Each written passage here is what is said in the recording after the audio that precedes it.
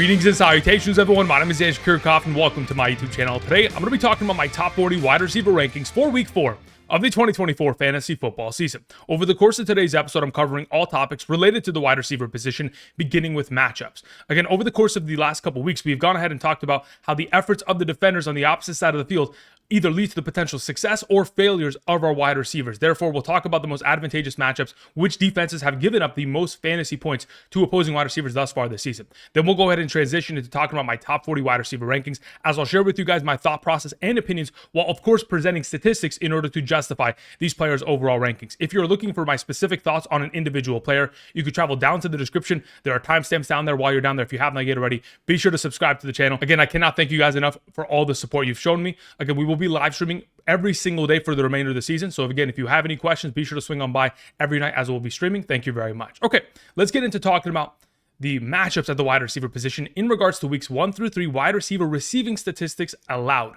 in terms of receptions, receiving yards, and receiving touchdowns. We find that in a half PPR scoring format, the Washington Commanders, San Francisco 49ers, Colts, Rams, Lions, etc. are the most advantageous matchups going into the given weekend. Going forward, there's a reason why we have a guy like Marvin Harrison Jr. as the thumbnail of today's episode. When you have an opportunity of taking on the Washington Commanders, who have given up receiving touchdowns to Mike Evans, Chris Godwin, Malik Nabers, Wan'Dale Robinson, Jamar Chase, Andre Yoshivas. Again, every wide receiver finds success in this given matchup. And if, in fact, of course, Trey McBride is going to miss due to the concussion protocol, it makes Marvin Harrison that much stronger of a given play. But either way, I will refer back to these statistics over the course of today's episode in regards to some of the more advantageous matchups. We also want to go ahead and shine a light on some of the more disadvantageous matchups. Patrick Surtain doing a great job within that secondary for the Denver Broncos. They've allowed 0 receiving touchdowns, primarily because, again, teams are typically running the ball against the Denver Broncos. But nonetheless, Garrett Wilson has a difficult matchup. So does Amon-Ra St. taking on the Seattle Seahawks, Michael Pittman Jr. against the Pittsburgh Steelers, and any wide receiver taking on the Buffalo Bills. But in this specific week, it would be Zay Flowers. Nonetheless, a lot of opportunities here for wide receivers to outproduce their overall matchup, but we will refer back to these statistics over the course of today's episode. Let's get into talking about my top 40 wide receiver rankings, beginning with our number 1, CeeDee Lamb, who plays this upcoming Thursday night against the New York Giants. Now, this last week against the Baltimore Ravens, they were down early. And even in their efforts to, kind of come back in the game, there wasn't much implementation and opportunity for CeeDee Lamb. He was very fiery on the sideline. So I do anticipate Dak Prescott to get him implemented within the offense right out the gate, taking on the New York Giants. Their biggest weakness as a defense is their secondary. And that's what's going to be exposed this upcoming Thursday, mainly because, again, the Dallas Cowboys don't have a rushing attack on top of it. So they're going to have to throw the ball. We have seen Amari Cooper just most recently this last week, 7 receptions for 86 yards, 2 receiving touchdowns. CeeDee Lamb should be in line for a monster week beginning Thursday night. Our number 2 is Rashee Rice. Rashee Rice thus far this season has accumulated 44% of Patrick Mahomes' total passing yardage. Ridiculous number. Not only that, he has accumulated 32% of the overall targets within the offense and is number 1 amongst all wide receivers in the National Football League in terms of total receptions. What Rashee Rice has been able to accomplish thus far this season is remarkable, honestly. He's really been the entire offense and the passing game. Xavier Worthy, Travis Kelce haven't shown up in the last 2 games, and it's been the Rashee Rice show. And going forward, it's only going to continue to be the case. I mean, amongst all receiving options thus far this season, whether it is a wide receiver, a tight end, or a running back, he has a 4.2 yard average in terms of separation against defenders. Obviously, it's a benefit of playing in the slot position, but he's top 10 in that overall category. And as long as he continues to find himself open and in mismatches, I mean, just looking at the route tree, he continues to find success, prior to the catch and, of course, after the catch in terms of the yardage that he's able to accumulate. Now, before we continue, again, I want to mention, yes, Rashee Rice accumulating majority of the overall yardage of Patrick Mahomes, and none of the other overall pieces helping. But in this upcoming week, you could take advantage of 0.5 total yards for Patrick Mahomes. I understand that in terms of his overall passing yardage, he hasn't been great over the course of this season, but 0.5 should be able to hit. For those of you interested, travel down to the description, head on over to Underdog. At this current moment in time, if you sign up using code Andrew and make a first-time deposit minimum of $10, not only will you be able to claim the first-time deposit offer, take advantage of the Mahomes play, but you'll get my rankings sent to you every single Sunday morning over the course of this entire season from weeks 4 through 18. These are rankings by position, by tier, half PPR, full PPR. For those of you who are interested in taking advantage of the opportunity, check out the map to the right side of the screen to determine your eligibility based on your current location. And if in fact you aren't eligible based on your location, or if you've signed up in the past, you can check out the Patreon link down in the description where there's rankings and unlimited questions answered. Thank you very much for all the support. All right, let's continue on with the wide receiver conversation with our number 3, Amon-Ra St. Brown. It's pretty simple. If Sam Laporta misses the Monday night game against the Seattle Seahawks, that just leads to more opportunity share for Amon-Ra St. Brown, who over the course of the season has the third highest target percentage amongst all receivers in the National Football League. So as long as we're in a situation which is going to be a potential shootout, in the last 2 games in which he has taken on the Seattle Seahawks, he has been able to accumulate over 100 receiving yards in both those matchups. The anticipation is that Amon-Ra St. Brown should be in line for a lot of opportunity in terms of targets. And of course, when you give this man opportunity, it automatically leads to success. Number 4, we have Ja'Marr Chase. Ja'Marr Chase obviously had himself a breakout performance. Like I told you guys this time last week, that was the final time to trade for Ja'Marr Chase going up against the Washington Commanders. But this upcoming week, quite frankly, he has another advantageous matchup. Do not let the overall efforts of the Las Vegas Raiders receivers fool you. Do not let the efforts of Davante Adams fool you based on what his overall production was last week. The fact of the matter is, wide receivers within the deep ball receiving game have found themselves in abundance of success against Carolina. Rashid Shaheed, a 59-yard reception. Quentin Johnston, 29-yard receiving touchdown. Even Trey Tucker last week, a 54-yard reception. The deep ball receiving game is the biggest weakness of the Carolina Panthers secondary, and the fact of the matter is, Ja'Marr Chase amongst all wide receivers thus far, in terms of receptions, 20 or more yards down the field, is number 1 in terms of those receptions. He should be in line for a great performance. Number 5, we have Justin Jefferson. Justin Jefferson, every single week, is getting more targets. 6, 7, 8. Hopefully can get himself into the conversation of double-digit targets going into this week. Now, I understand this could very easily be a difficult matchup. As of thus far this season, especially in Week 3's overall performance of the Green Bay Packers, their secondary looked incredible. A pick 6 from Jair Alexander, and that's pretty much the primary coverage that he's going to see. The last time that Justin Jefferson took on this defense, they double covered him for majority of the entire game. And as long as that's going to be in the realm of possibility, it may be a little bit more difficult, but you have to start Justin Jefferson. Despite the fact that the Green Bay Packers are coming off of a week in which they played zone coverage, at least cover 3, cover 4, cover 6, 61% of the time, they're going to be in a situation where they're going to have to, bottle up Justin Jefferson. But hopefully, Kevin O'Connell, with all the experience he has going up against the Green Bay Packers over the course of the last couple seasons, is going to put Justin Jefferson in positions to find success and not be double covered for majority of this game. Moving on to our number 6, we have Nico Collins. This is one of the more consistent wide receivers in an automatic start every single week. In 6 of the last 7 games, this man has had 85 or more total yards. He's number 1 amongst all wide receivers in receiving yards. And going into this upcoming weekend's matchup, we should continue to see this streak of success continue against the Jacksonville Jaguars, who most recently got torched by the Buffalo Bills. Again, the Buffalo Bills, on their first 5 drives of that game on Monday night, scored a touchdown. So if we're going to be in a situation in which Nico Collins taking on a division rival, the last time he saw this defense, week 12 of last year, 7 receptions for 104 and a receiving touchdown. Again, we're anticipating a lot of success for Nico Collins once again.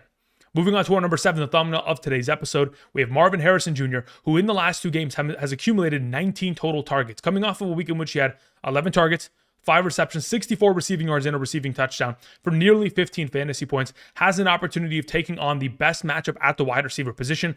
Again, they're allowing nearly 45 fantasy points per game in a half PPR. And if, in fact, Trey McBride is going to be missing due to the concussion protocol, that just means more potential opportunities for Marvin Harrison Jr., who, again, is in a matchup which is implicated to be the highest scoring game within the given overall week based on Vegas's overall total. Moving on to our number 8. We have Malik Nabers, another rookie wide receiver that is at the top of this conversation. Malik Nabers, as of late, has been unbelievable. Thus far this season, he leads all wide receivers in terms of total targets. And this was really a speculation that we had in the offseason as to whether or not Daniel Jones would be able to get the ball into the direction of Malik Nabers in a consistent rate. And it once again happened. For a second consecutive game, putting up an incredible performance, now has an opportunity of taking on the Dallas Cowboys defense that over the course of this season hasn't played well. Whether it's on the ground or through the air, this is a shell of themselves in comparison to where they were this time last season. The Dallas Cowboys, again, even though they're only allowing 21.13 fantasy points per game, it's still enough for Malik Nabers as the number 1 wide receiver option in a short week to have himself an abundance of success with the opportunity that he is being granted. Number 9, we have Chris Godwin. Chris Godwin, again, he has been playing out of his mind. Thus far this season, has scored a touchdown in each of the first 3 games. If you compare that to 2022 and 2023, he already has equal or just as many touchdowns as he had in either of those overall seasons. So we're on a pace that we haven't seen before from Chris Godwin. It really is reminding us of the early days with Tom Brady, in which they were able to find themselves a lot of success because of the opportunity share. And that's what we've seen. He's coming off a week in which he had 9 targets that led to a touchdown. And Mike Evans obviously hasn't been playing well as of late. But this upcoming week, there's an opportunity for both Chris Godwin and Mike Evans to dominate, mainly because they take on the Philadelphia Eagles, the 9th best matchup at the position. And with the lack of overall usage from Rachaad White in the red zone and not finding touchdowns in that overall category, category, it continues to benefit Chris Godwin and his touchdown upside. Number 10, we have DK Metcalf, who over the course of the last 2 weeks has found himself in big touchdown plays, and hopefully he's going to be able to accomplish it once again, taking on the Detroit Lions, quite literally the 5th best matchup at the position. In the last 3 games in which DK Metcalf has taken on the Detroit Lions, he has put up 27.9, 18.4, and 10.5 fantasy points against that defense. This is going to be an expected shootout on Monday Night Football. DK Metcalf should be able to exploit the secondary once again. Number 11, we have Drake London, who's been playing incredibly well as of late. And this offense is only going to continue to build momentum. As of thus far this season, Kirk Cousins hasn't been his 100% self, and it's apparent. But as the season progresses and he gains more confidence and, of course, strength within his overall ability to throw the ball, obviously coming off of that Achilles injury has definitely impacted his overall upside within the passing game. But as we progress and Drake London continues to get an exposure of more opportunity, coming off of a week in which he had 9 total targets, he should have a fantastic performance against the New Orleans Saints. Of course, throughout his entire career against the New Orleans Saints, has averaged 70 receiving yards per game. Should be in line for a great performance here.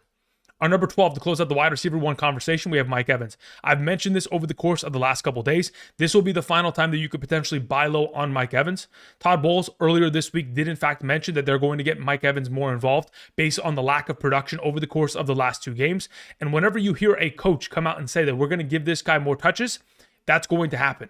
So in this overall circumstance, we want to take advantage of the 9th best matchup at the position, taking on the Philadelphia Eagles secondary, who again has been torched by many of wide receivers thus far this season. Mike Evans will just be the next one on the overall list.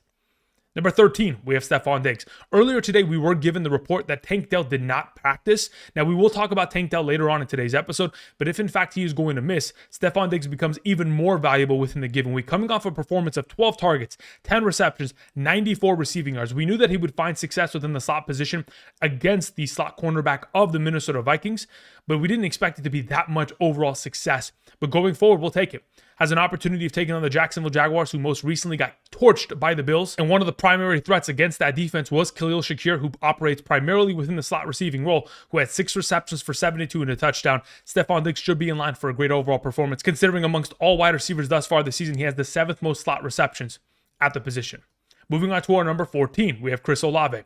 Over the course of the last 2 weeks, 80-plus receiving yards in both those games. Now, if we go ahead and travel back to last season against the Atlanta Falcons defense and their secondary, he was able to put up over 13 fantasy points in both of those contests with, of course, Derek Carr. So hopefully they're able to transition into this overall matchup and find themselves a lot of success within the passing game, as they have done over the course of the past 2 weeks. The overall upside for Chris Olave is going to be capped on whether or not the Atlanta Falcons can keep up with the New Orleans Saints. If this becomes a one-sided affair, in which, of course, we're in a situation where the New Orleans Saints are leading by a lot of points, it will then just become a running show from Jamal Williams, Alvin Kamara, etc. Hopefully that won't be the case. Hopefully they can keep it competitive and go back and forth, as these offenses have a lot to give for fantasy purposes. Number 15, we have Davante Adams. Look, Davante Adams this last week was given ample opportunity of 9 total targets, but the quality of those opportunities weren't great. There were a lot of opportunities against J.C. Horn in which he was open, but just wasn't given the chance to make a play. But going into this upcoming week, we're anticipating another bounce back performance from Davante Adams, because that is how he has reacted over the course of the back end of the 2023 season and thus far this season. Anytime he has a performance of less than 60 receiving yards, the following week he doubles up the receiving yards from the week prior. So we're anticipating over 80 receiving yards within this upcoming game. We most recently saw Malik Nabers go for 8 receptions, 78 yards, and 2 receiving touchdowns against this Browns secondary, which is no longer a top-tier secondary and defense. We're anticipating a lot of success within the given week and another bounce-back performance. Number 16, we have Diontae Johnson. Regardless of what the game script provides, whether it is a negative game script or whether the Carolina Panthers are winning, Diontae Johnson is going to get himself double-digit targets. And with Adam Thielen going to the injured reserve, it makes Diontae Johnson the by far and away most important target option within this offense, coming off a week in which he had 14 targets, 8 receptions, a $122, and a touchdown. Just looking at his overall route tree, making a bunch of plays after the catch, but again, primarily lining up on the left side of the screen and just running across the screen, finding himself winning a majority of these overall foot races against the opposing cornerbacks.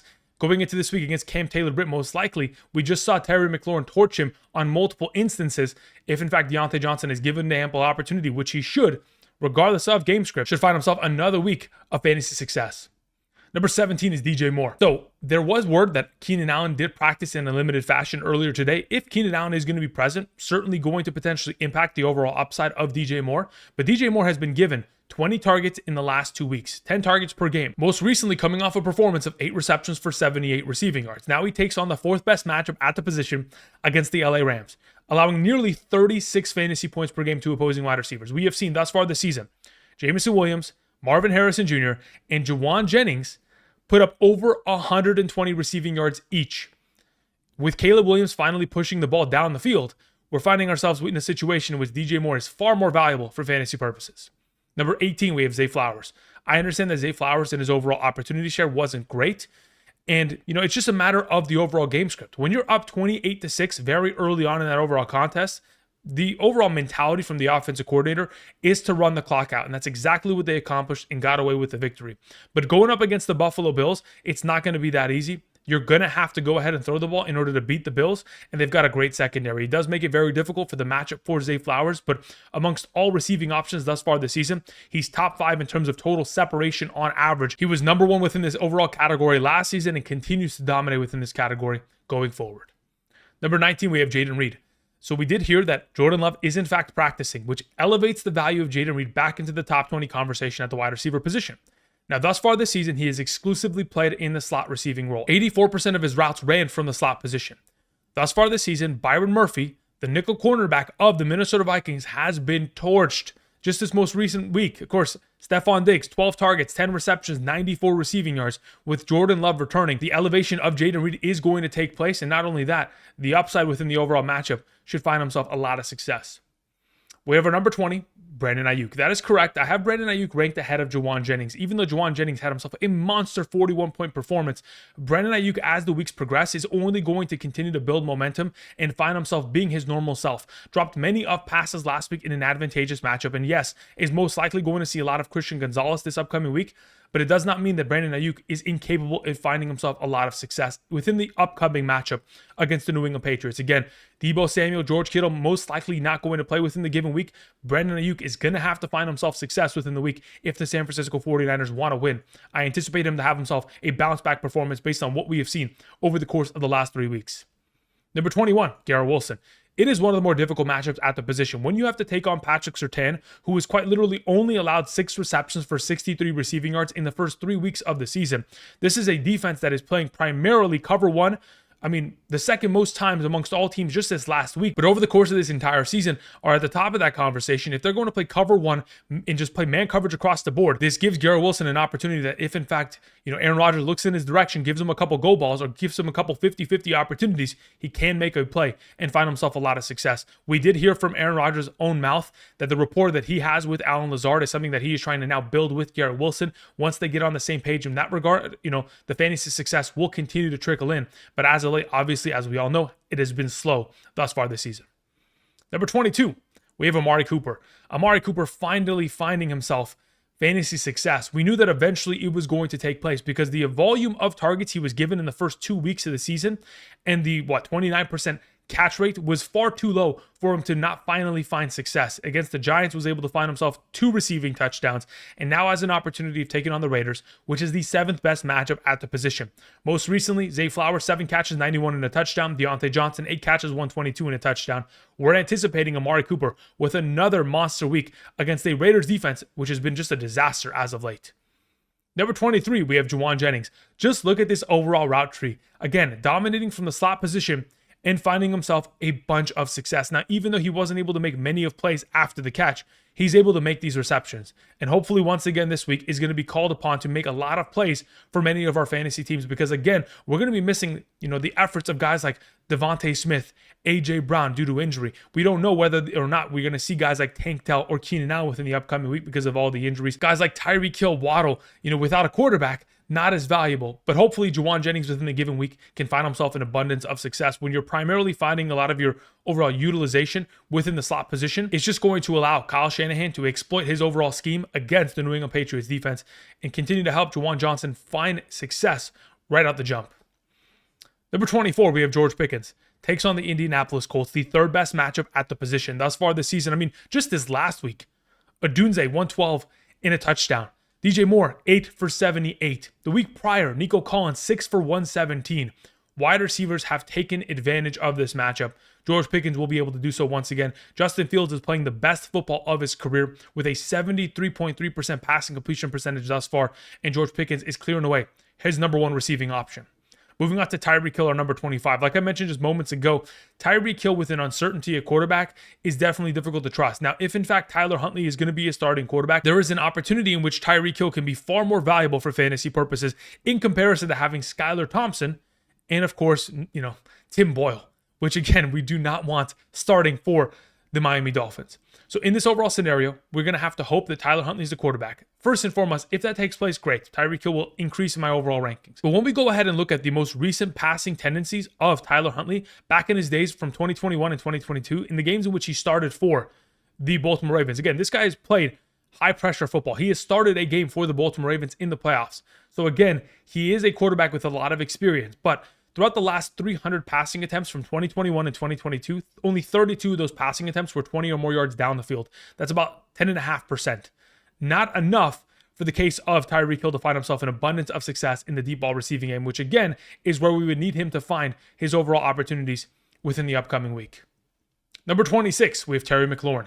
Look, this is anticipated to be the highest scoring game within the overall week based on Vegas. So if in fact that is going to take place, of course, we should see more opportunity going in the direction of Terry McLaurin. This time last week, we heard Cliff Kingsbury, the offensive coordinator of the Washington Commanders, come out and say, yeah, it's my job to get more utilization out of Terry McLaurin. And finally, they gave him a couple opportunities there to make big plays, and boy, did he deliver. 100 receiving yards on 4 receptions and a receiving touchdown, making huge plays across the board and helping Jaden Daniels and this offense not punt a single time in Monday's game. Taking on the Arizona Cardinals is a more difficult matchup, but Cliff Kingsbury, very familiar with this team. Their former head coach is on a path of revenge, even though we have only seen slot receiving options find success at the wide receiver position against Arizona. Hopefully, Terry McLaurin can find a couple deep ball opportunities to make his overall week.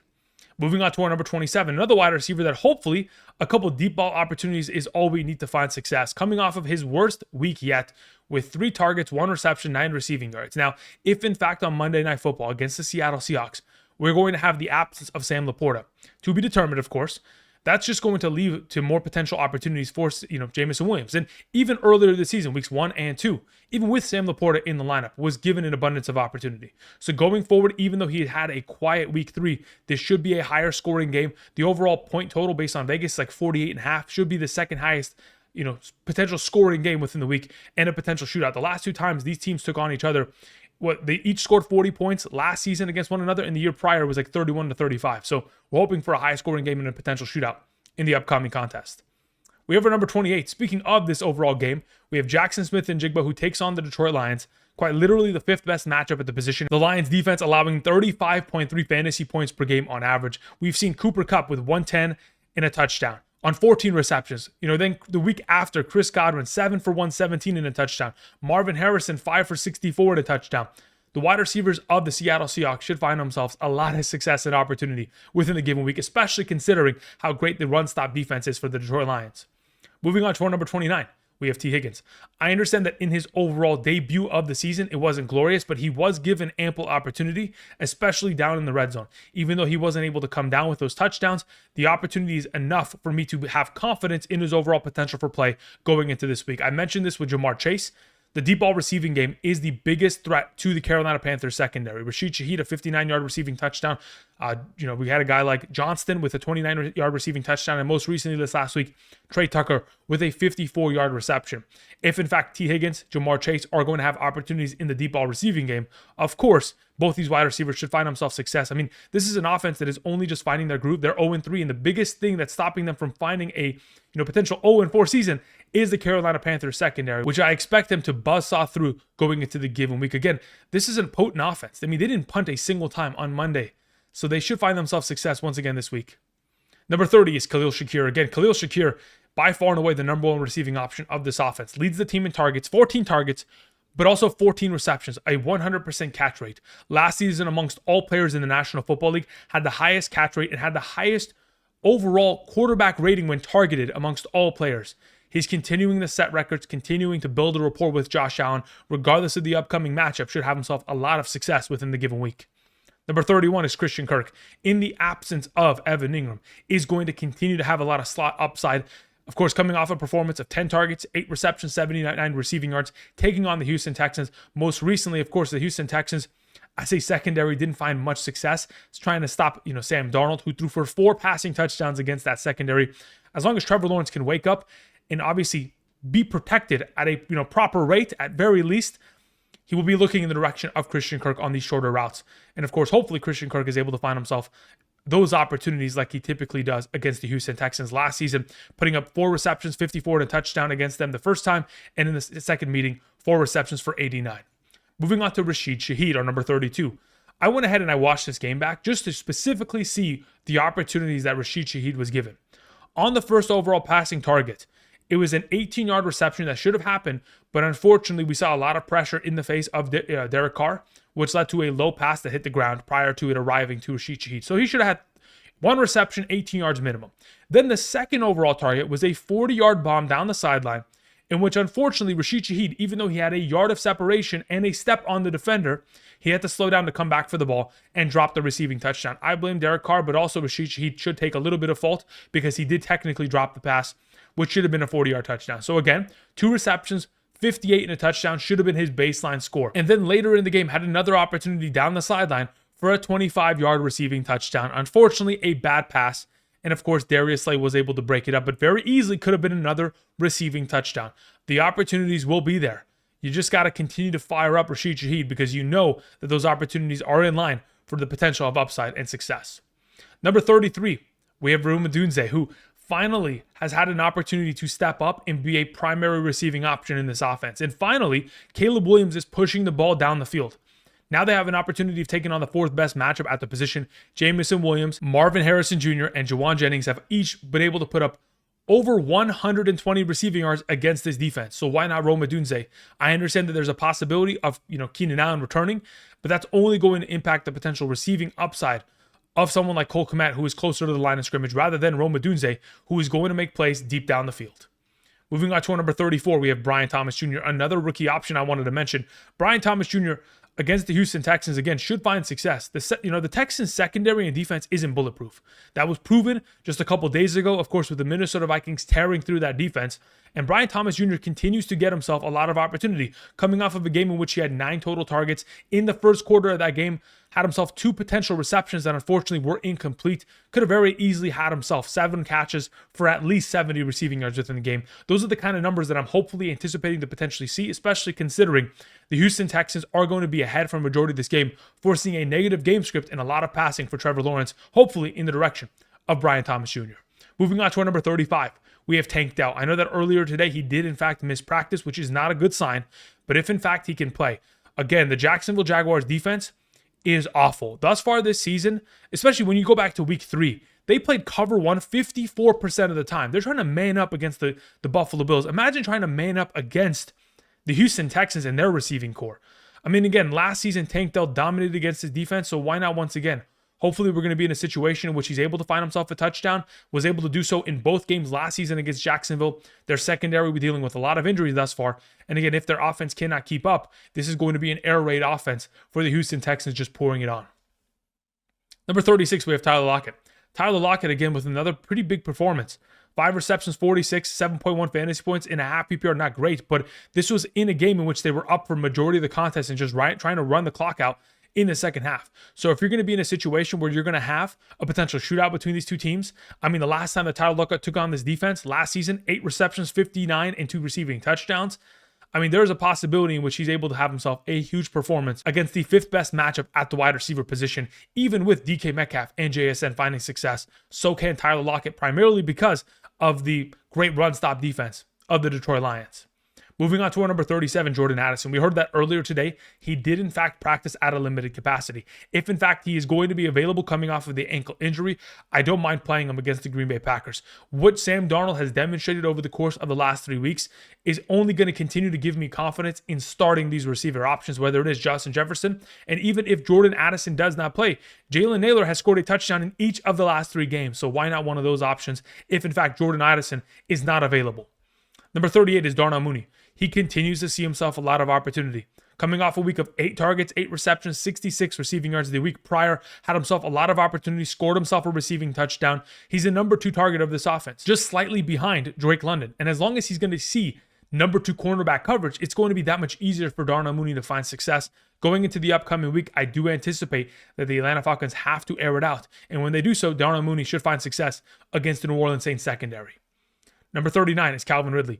I really did consider having many of other wide receiver options in this conversation. There are wide receivers across the board that could have been implemented within the top 40, whether it's a Michael Pittman Jr., a Courtland Sutton. Calvin Ridley, I'm not going to give up on. The fact of the matter is, Calvin Ridley is just too talented to ignore, especially in a potential matchup in which Miami may not have a quarterback. And if they don't, this could be a lot of potential for the Tennessee Titans offense to find success within the given week. The final wide receiver I wanted to mention is Michael Wilson Jr.